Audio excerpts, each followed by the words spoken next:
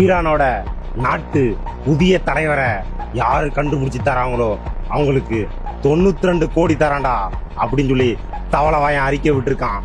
தவளவாயன் அறிக்கை விட்டுட்டு போயிடுவான். 92 கோடியை வாங்கிக்கிட்டு அவன் எங்கடா உயிரோட இருப்பானாடா? டேய், ஈரான் நாட்டு தலைவர்கள் மட்டும் இல்ல, சாதாரண மக்கள் கூட இந்த தவளவாயன் மேல வெறிகொண்டு இருக்காங்க.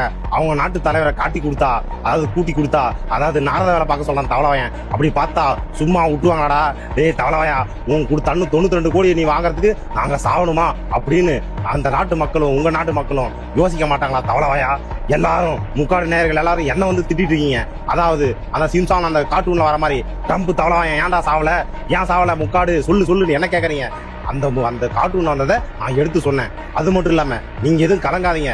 இப்ப என்ன நடந்திருக்கு அப்படின்னா, அப்போ ட்ரம்ப் அறிக்கை விட்டார்ல 92 கோடி நான் தரேன் அப்படின்னு சொல்லி, அடுத்த அறிக்கை விட்ட கொஞ்ச நேரத்திலேயே ஈரான் நாட்டு தலைவர்கள், என் நாட்டு தலைவர்லாம் மக்களோட மக்களா தான் இருக்காங்க, செல்ஃபி எடுத்துருக்காங்க, பாருடா தவளவாயா அப்படின்னு சொல்லி அறிக்கை விட்டு அவனுக்கு பல்பு கொடுத்தது மட்டும் இல்லாம Iran's leadership is in no better shape. அவனுக்கு பல்பு கொடுத்தது மட்டும் இல்லாம அமெரிக்காவோட எண்ணெய் கப்பலை தீக்கிரையாக்கி போசிக்கிட்டானுங்க.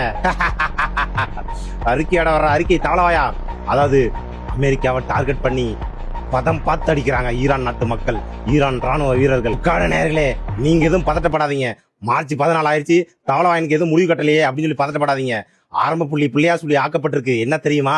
அதாவது ட்ரம்ப் தவளவாயனோட போர்க்கப்பல்லாம் பஸ்பமாக்கிட்டதுக்கு அப்புறம், இந்த சவால் விட்டதுக்கு அப்புறம் ட்ரம்பை டார்கெட் பண்ண ஆரம்பிச்சிட்டாங்க ஈரான் நாட்டு ராணுவ வீரர்கள். இதுல முக்கியமான விஷயம் என்னன்னா, ட்ரம்ப் தவளவாயன் ஒரு பயந்தாங்கொழித்தனமா தொலைநடுங்கித்தனமா ஒரு அறிக்கை விட்டுருக்காரு தவளவாயன். அதாவது நான் இந்த ஈரான் மேலே போர் தொடுப்பதற்கு காரணம் நான் இல்ல, இவங்களோட ஆலோசனைகள் எல்லாம் பெற்றுதான் நான் வந்து போரை தொடுத்தேன் அப்படின்னு சொல்லி ஒரு 3-4 பேரை சொல்லியிருக்காரு தவளவாயன்.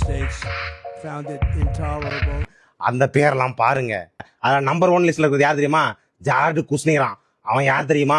ஒரு தொழிலதிபர், முதலீட்டாளர். முக்கியமா குறிப்பு, ட்ரம்போட மருமகன், அதாவது ட்ரம்போட மகளோட புருஷன். அந்த ஆலோசனை தந்தாராமா. நம்பர் 2 யார் தெரியுமா? ஸ்டீவ் விட்கோஃபா. பேரெல்லாம் வாயவே நுழையில. இவனெல்லாம் வந்து உலகத்துல வச்சிருக்கான் இந்த கடவுள். இவன் வந்து ஒரு ரியல் எஸ்டேட் தொழிலதிபரான். இவன் வந்து ஆலோசனை பண்ணிருக்கானாமா.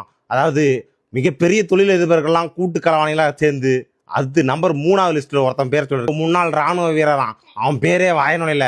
அவன் போட்டோ போறான் பாருங்க. இவனுங்க 3 பேரும் சொன்னாங்களாமா, அதனால ஈரான் மேல போர் தொடுத்தாங்களாமா. ட்ரம்ப் தவளவாயா, இதெல்லாம் நாங்கள் நம்பணும். நீ பயந்துட்டேன்னு தெரியுது, தொடர்நடித்தனம் தெரியுது. அதாவது அந்த சிம்சான் கார்ட்டூன்ல ட்ரம்ப் எப்படி சாவார்னு போட்டுருக்குன்னா, தான் உயிரை தானே எடுத்துக்குவார் தான் போட்டிருக்கு. அதற்கு காலம் நெருங்கிருச்சா என்னான்னு தெரியல. பிள்ளையா சொல்லி போட்டு விட்டது. யாரும் கவலைப்படாதீங்க, வெயிட் பண்ணுவோம்.